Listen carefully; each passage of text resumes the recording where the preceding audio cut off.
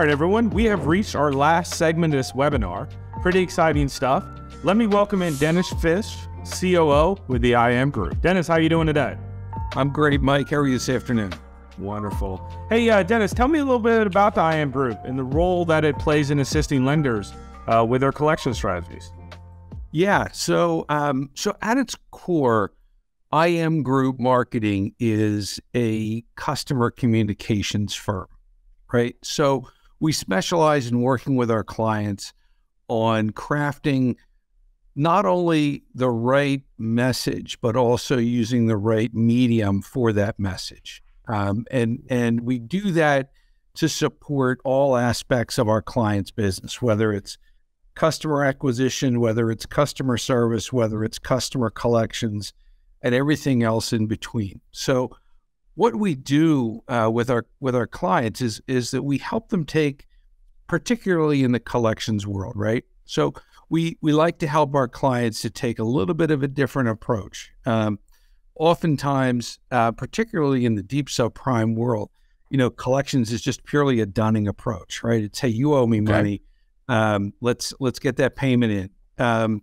We help our clients take a different approach based on customer history with them, cycle of delinquency, what's been the pattern for that particular customer, and just overall an approach that says, we want to work with you, not against you, to help make good on this payment so that hopefully you can continue to be a good customer in the future.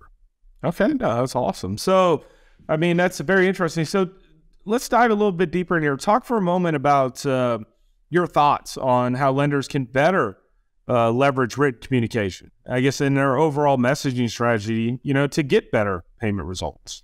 Right. So as I mentioned, one of the things the first thing that we try to do is focus on the messaging, right? So we want to be able to craft messages that are going to be readable by the consumer, right? With any, I learned one thing in college, right? All those years ago, all that money, I learned only one thing, but it's still relevant, right? And that's the communication doesn't work unless your message is not only said, but received and understood, right? So too many times we're just sending out messages and we're not getting that acknowledgement that the customer has seen it, heard it, and understood it, and then reacted to it. And so with any communication, it's about getting that acceptance.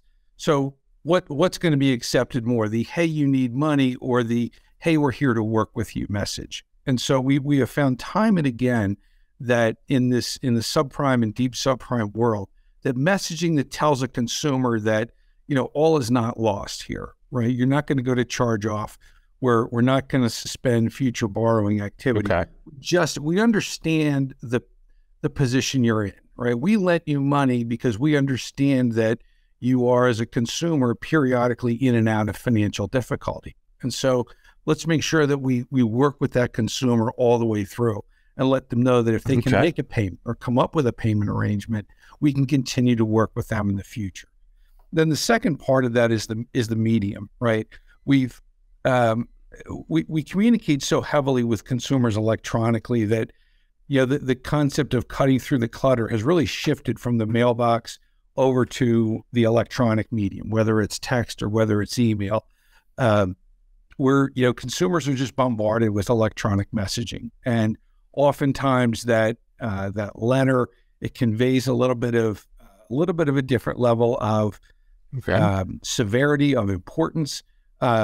It's a better opportunity to convey that message of how you're going to work with the consumer. So we tend to have better open rates for our messaging. And then once we can get that open rate, once we can get them to see the message, we can get them to react and act the way that we want them to. No, that's it's very intriguing. I know you can't give away any secret sauce, but is there any little more specific strategy that you have seen work? Sure. So one of the best is, and I throw this out to everybody. It's kind of like our free one, right? Everybody gets one free idea. But consumers will react oftentimes. When times are difficult, they're starting to rob Peter to pay Paul to make sure that life can continue going. And so one of the one of the bills that consumers will often wait until the very last moment to pay is their utilities. Many utility companies, in fact, I haven't really surveyed them, but I'm going to say most utility companies use a brightly colored envelope when they're sending out a disconnect notice.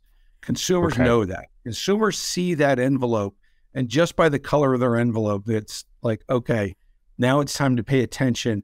I need to take care of this, and then the other bills will wait. And so just changing up the color of that envelope or even the size of the envelope a little bit makes the consumer realize this is something a little bit different. This is something I've seen before and something I need to read because they're about to do something that I don't want to happen. So that's just one strategy.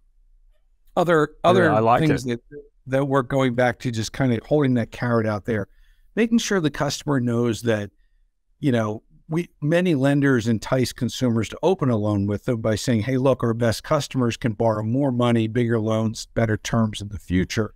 Let's make sure that people know that that path is still there, even if they slip up a little ways, right?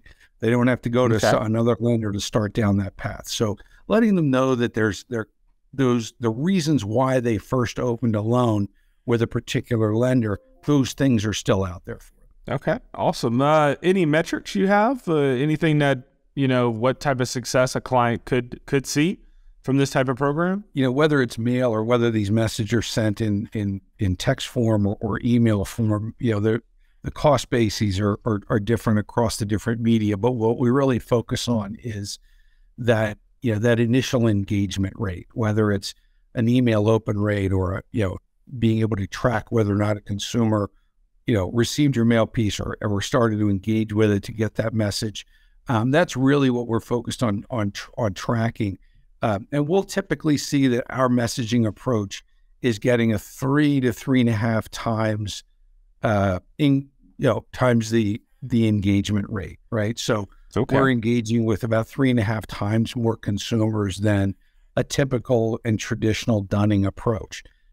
Where the rubber really meets the road then is training the lender reps on how to best handle that, making sure that message that we've given in the letter or the email is consistent, right? Not just with the words or not just supporting the programs that are out there, but make sure they're calling into a friendly environment, right? The minute that customer calls and starts to hit that wall, that traditional wall they hit that just says, I'm going to get your payment. I'm not hanging this phone up until I get your payment. Yeah. That's going to start to backfire. So making sure that staff is really trained on the entire concept of working with this consumer is going to amplify those results tremendously. Okay, no, that is definitely great advice.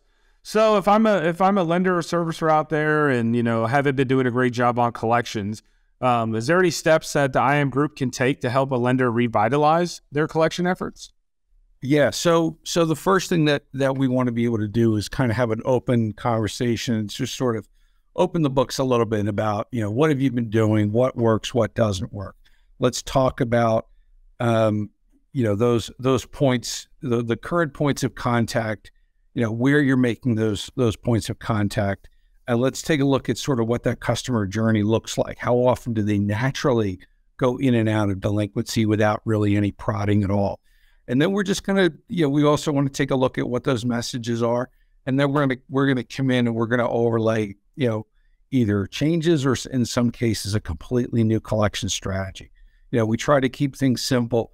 We've created automated processes just to take an API feed that tell us, simply what communication piece comes in. We build out this matrix with our clients to say at 30 days delinquency or 30 days second time delinquent, you're going to kick out a certain communication letter, and here's the method.